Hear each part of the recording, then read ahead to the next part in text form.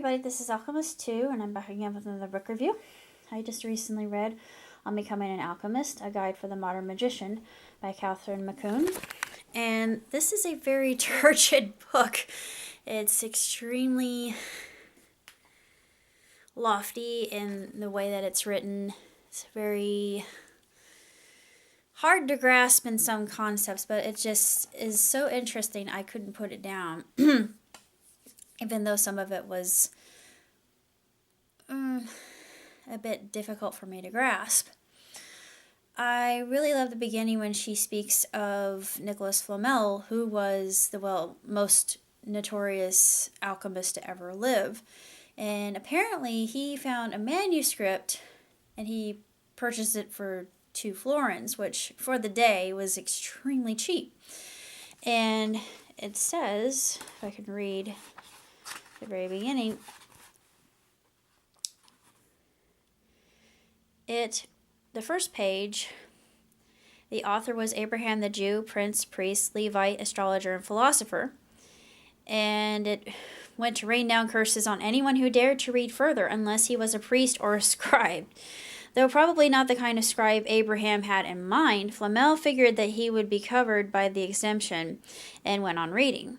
He gathered the book was a self-help manual for Hebrews who were having trouble paying their taxes to the Roman Empire. I love her sense of humor. It claimed that base metals could be transmuted into silver and gold with the aid of the Philosopher's Stone and how to make a Philosopher's Stone. It talks about prima materia, or first matter, and it's interesting how Flamel, according to her research, he wasn't really lost to time. The grave itself can't be found anymore just due to degradation. And I think there was a sacking of that city, and Nicholas Flamel did die, but as for where his grave was, it's no longer able to be located. And I thought, really? I always thought that his body just I'd like to, honestly, to to be completely frank, I prefer the former myth lore about Nicholas because I think it's so much more interesting.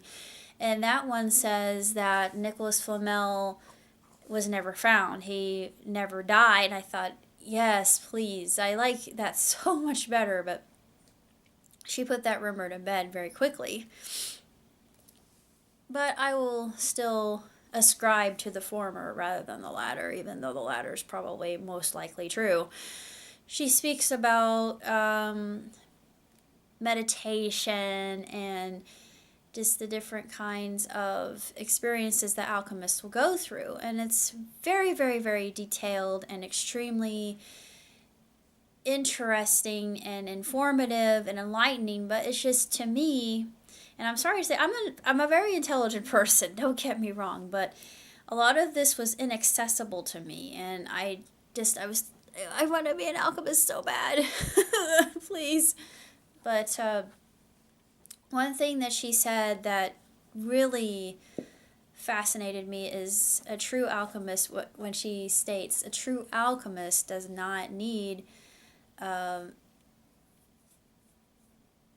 a method of actually casting a spell, because if you're a real wizard, you could just use spoken word. And I thought, whoa, so no wand is even necessary? You just, no crystal, no nothing, it's just spoken word, gesture, even a look in the eye. And I thought, I mean, I'd always thought that myself because I've read a number of books on alchemy, and this is no different. It was published in 2008, and there's a lot of really exquisite information there for those of you that may understand it a lot better than I, but I still found it to be a very good book. However, it's not one that I'm going to keep in my library because I found it very challenging, and just,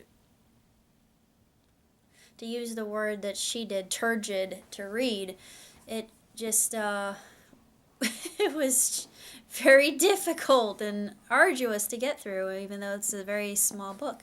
You can't always be governed by the size of a book itself, and it's very wordy, very detailed, and fascinating. Literally, I could not put it down. I wanted to know more. And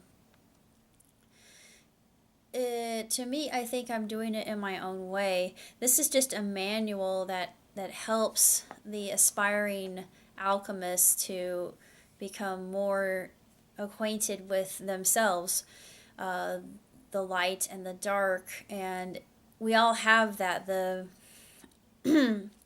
opposing forces, the duality of man. It's been discussed since before religion was even formulated. And we all have our angels and our demons, and nobody is perfect save Jesus Christ. And I think it's interesting. I'd like to think that the author of the manuscript was probably a Kabbalist, and I don't know why I feel that way.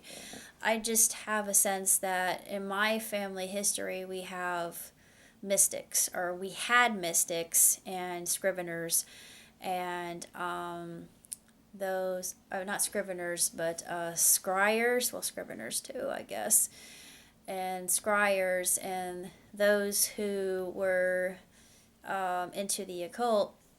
I mean, I have no doubt in my mind, because why would I be so interested and drawn by it? It's like if I see a book on alchemy, I don't care what it's about. I just think I gotta read that, and I'm always just looking for new books on alchemy.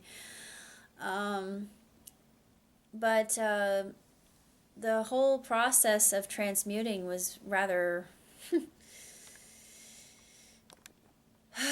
cumbersome and just laborious. But I don't I don't know if legend says if Nicholas was able to do it, or it took his entire, well, from what it said in the book, it took most of his, or half of his existence just to do that. But um, I really don't know what else to say about the book, but it's extremely helpful, and I love the meditations that she has. And she talks about the process that you go through in order to manifest destiny, and then she talks about other books that are related to Hermeticism, and Hermeticism is basically what gave birth to alchemy. But Hermeticism developed from Hermes, the god of wisdom, the god of information and knowledge, and tricksters and travelers, and I also think he is the god of fortune and commerce, if I'm not mistaken. I know he's also the god of communication. And Hermes, as you probably well know, me being a Greek mythology buff, Hermes is one of my favorite gods in the pantheon. I don't know why, but I've always felt an attraction, and I thought, why haven't I gotten into a Hermeticism before? But I'm reading another book about Hermeticism. It's Hermeticism and Sacred Geometry, which is really, really interesting. If you're into that, you think the geometry that is planned out in that way, like in Karnak, it's not coincidental. But I'll go into that further. I'm reading that right now, and I can't put it down. But there's always a reason behind why magicians do what they do, and make it look easy. And it's not always just a simple wave of the hand. It requires research and work, and they have to put in the hours in order to get the result that they want. And I think that's the base of true knowledge and anything. But this is just, it's fantastic. It's a great book, but it went beyond my ken, sad to say, even though the title, you would think, oh, she's going to absolutely adore it. I did. It's just very, very heady and esoteric. Well, I love esoteric writing, but It just was at such a level that some of it I just thought, what on earth? Some of it I got, some of it I didn't get, but for the most part, it was very, very hard for me to understand. But despite that, I absolutely loved it. And I recommend it to anybody out there who wants to really go delve into this and give it a try. I mean, there's no harm in trying. That's all I gotta say. So until next time, live long and prosper. Ciao, Tutti.